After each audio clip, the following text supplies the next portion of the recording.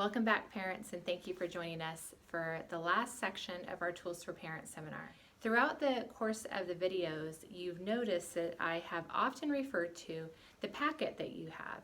It's full of resources and notes, but I want to address something when I kept referring to that some of you, as I mentioned, the tools and the links, you referred to it right away, and some of you made notes right away. And then there's others that didn't even know there was a resource section until I provided the video slide for you to look at. Why is that? Some would describe it as having different learning styles. It's essentially the way our brains tend to take in and process information. The dominant kinesthetic learner or tactile learners already had to put their hands on it. They had to go through and click through and flip through. Probably as they were watching this video, they had to have something going and moving in their bodies at all times. There's also the highly visual learners. They had to take in this video and this information through all the images that were provided in the slideshow. And until I had an image for it on this screen, they were really just still focused on all the other topics. There's no wrong way or right way. There's just dominant ways of processing, dominant ways of learning.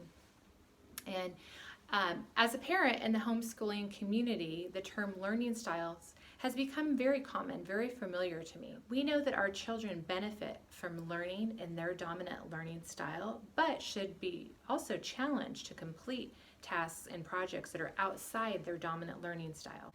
So I'm going to have you turn to page 12 and let me give you a couple hypothetical situations and how it would apply to learning about avoiding risky behavior and choosing health.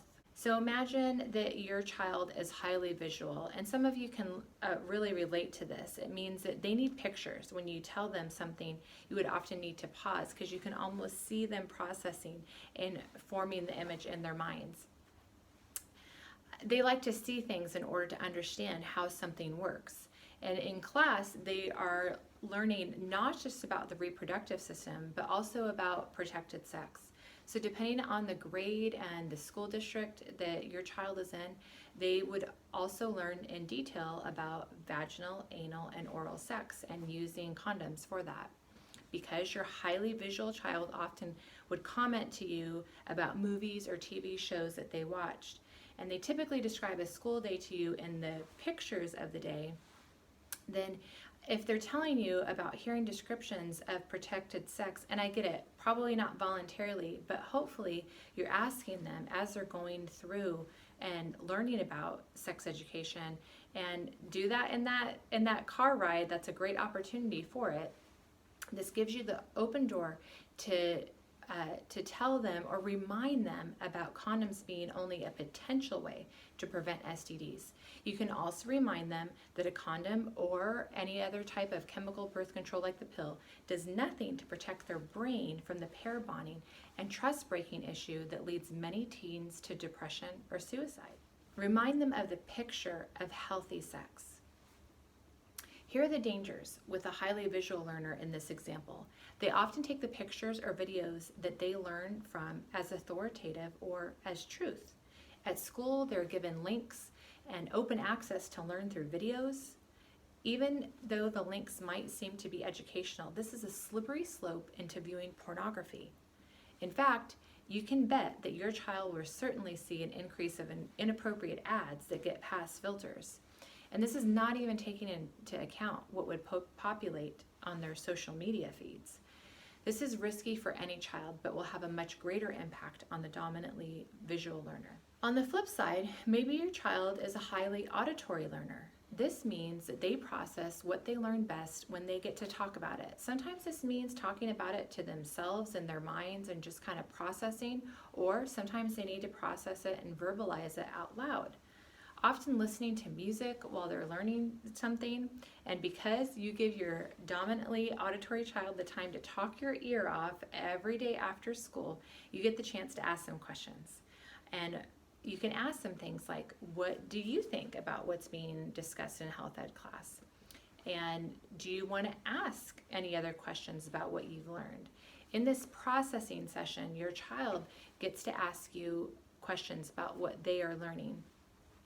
This is now that open door to remind them about your past discussions on the danger of casual hookups, that like junk food, junk sex will have painful consequences.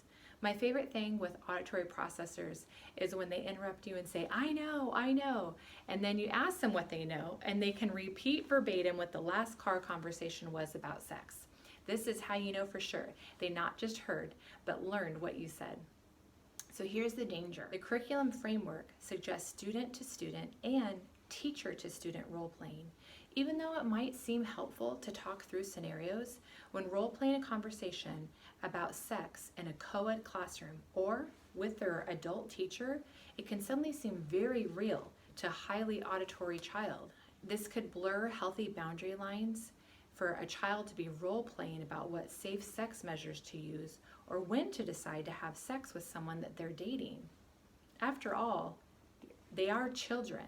They're not adults. They're not 18. This can be confusing for any child, but will have a greater impact on the highly auditory learner. I will elaborate on the topic of learning styles and the cognitive process in our upcoming Tools for Parents seminar part 2, but there is a lot to learn in this area, and I felt that it was important to at least introduce it now, as it helps us to better understand our kids' strengths.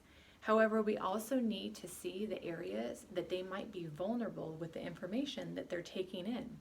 The shift in health education has handed us as parents and us as a community quite a dilemma. I've heard of a mass exodus from traditional public school into private, charter, or homeschool options, and I support these choices, of course, and in fact, as you know, my family directly participates. However, that doesn't immediately remove the perverted course content from being taught within our cities. Do we have a responsibility as a community to address what our neighbors' children are learning about their health choices? One day, my daughters will marry that neighbor. Years or decades ahead, my young neighbor will serve in military or will hold political office. They might have the capacity to develop medical breakthroughs or be in the marketplace and employ thousands. You can't teach all these children, our neighbors. I can't teach all of them, even though I would like to, but we have the choice to start right where we're at. Teach your own sons and daughters. Give them a voice to what they learned. Thank you, parents, so much for taking the time to watch this Tools for Parents seminar.